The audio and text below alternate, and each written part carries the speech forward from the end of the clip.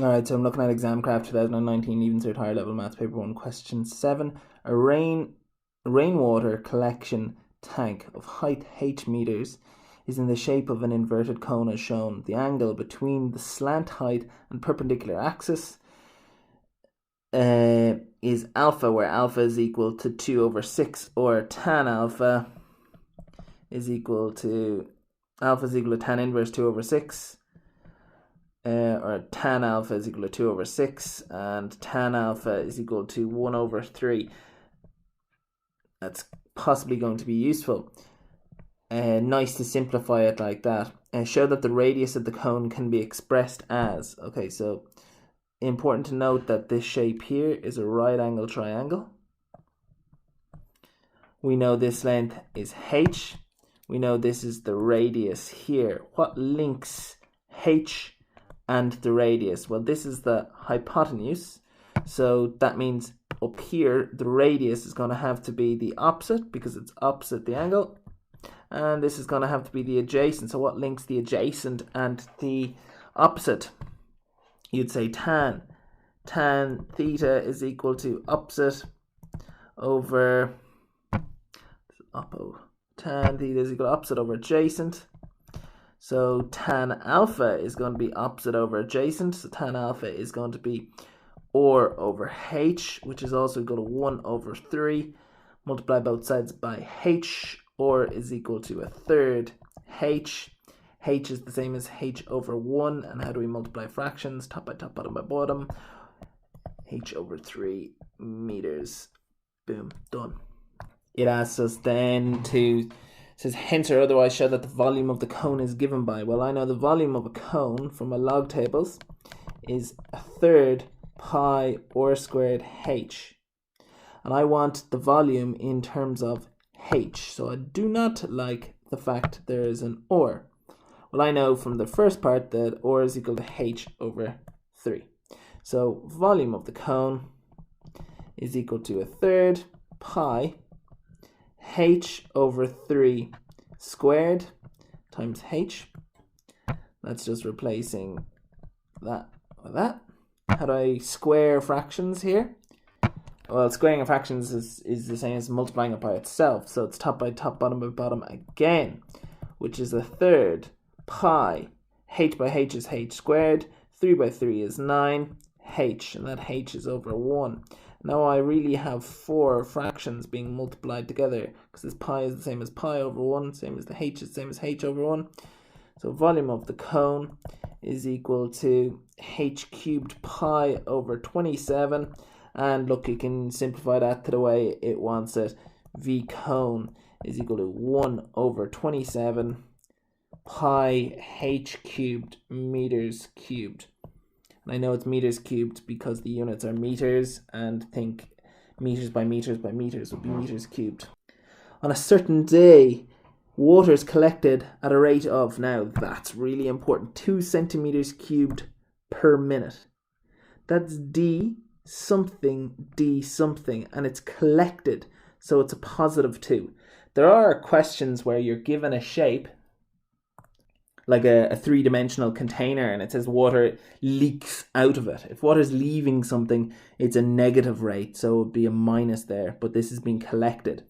Now, centimeters cubed are the units of volume, so it's going to be dV, because centimeters cubed are volume, and minute is time. Okay.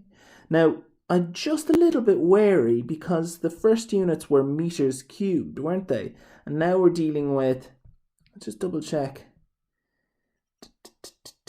Yeah, radius is in meters cubed. So I'm just worried that I think we should change that centimeters cubed to meters cubed if I'm going to be comparing the two of them. Look at that. Meters per minute as well. So that is tricky. So if you're changing from meters cubed to centimeters cubed, I always like to just think of it as drawing a little box, and it's a sugar cube. Let's say it's 1 centimeter by 1 centimeter by 1 centimeter. That's 1 centimeter cubed.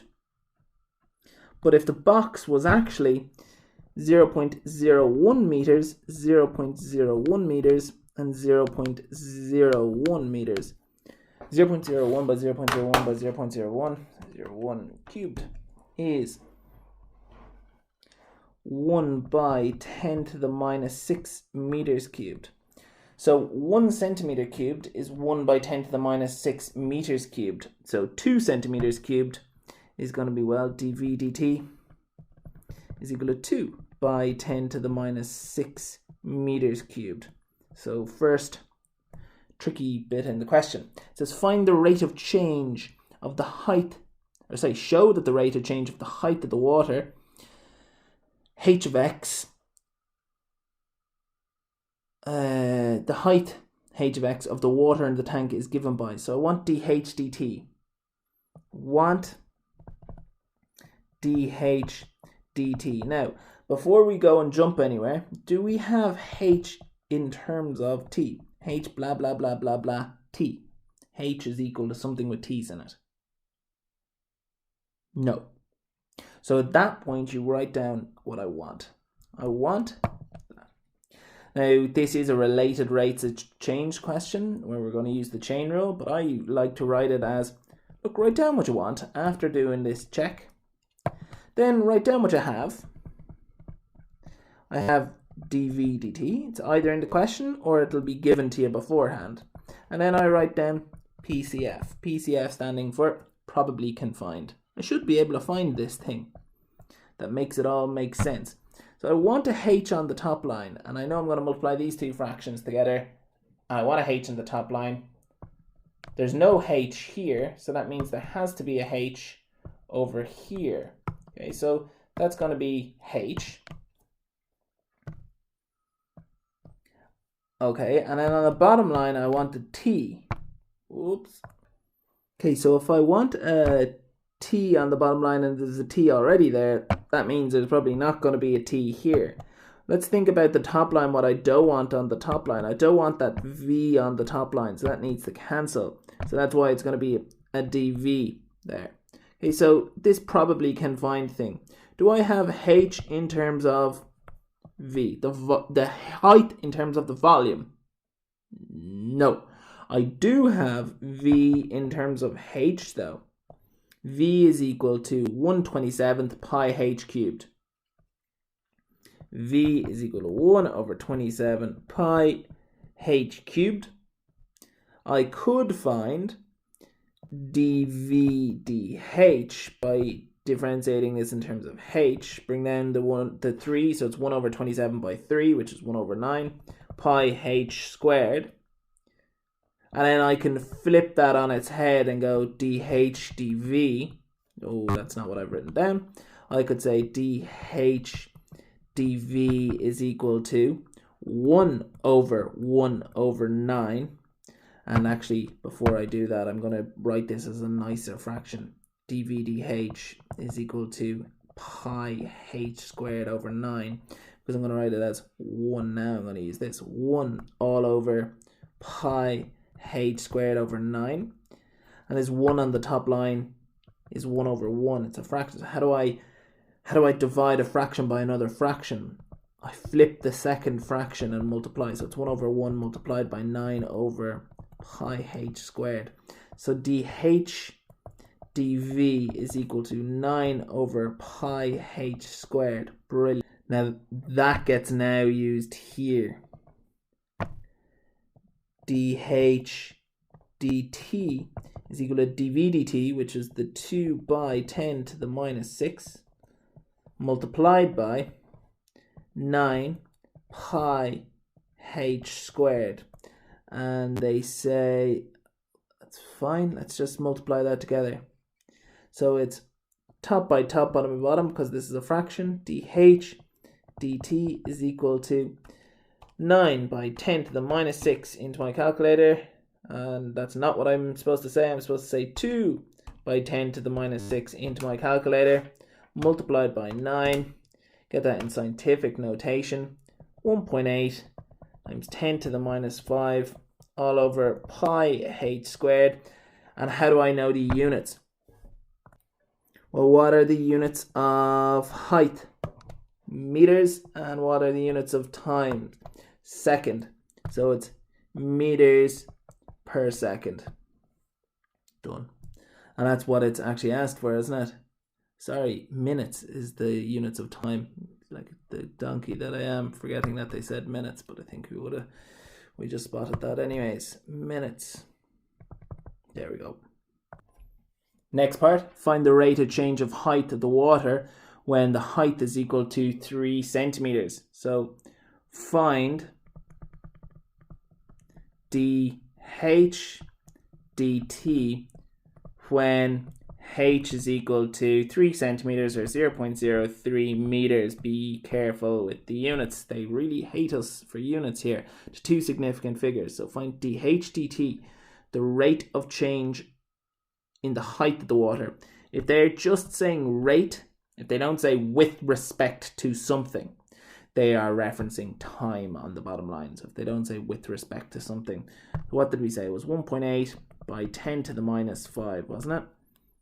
So I'm going to copy that down.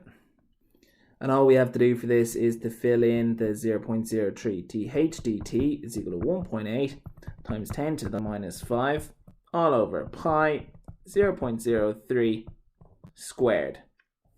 Multiply that out, dh dt is equal to fraction button 1.8 by 10 to the minus 5 all over pi multiplied by 0.03 squared.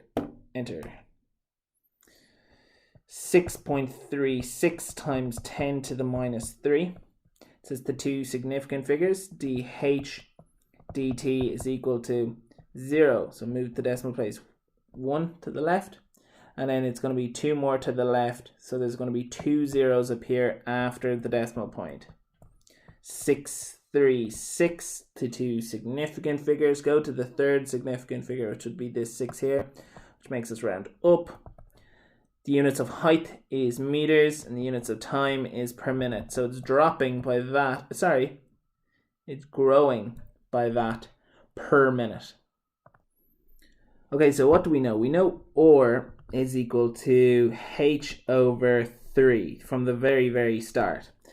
And they're saying show that when the tank is half full, so when height is equal to half the actual height of it. So when the height is h over 2, by height, the surface area of the water is given by a is equal to pi h squared over 36. Well, I know the surface area is a circle, that's pi or squared. So I need something to do with this or squared, so that's why I wrote this down to begin with. So the radius of that circle at the top, when it's half full, the radius when it's half full, the height is only going to be h over 2. So the radius is going to be h over 2 over 3. Now when you're putting that into your calculator, be careful because you want a small fraction on the top line. Or you can't put it into your calculator because there's a h there.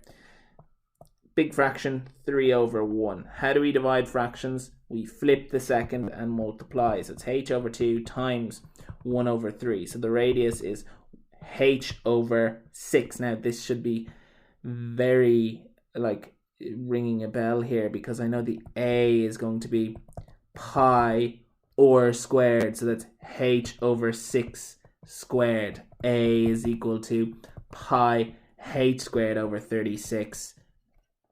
A is equal to pi h squared over 36 meters squared. Done. Tough question. It is a tough question. The amount of unit changes in it's really unfair, but hopefully you found the question helpful anyways, or the video helpful anyways.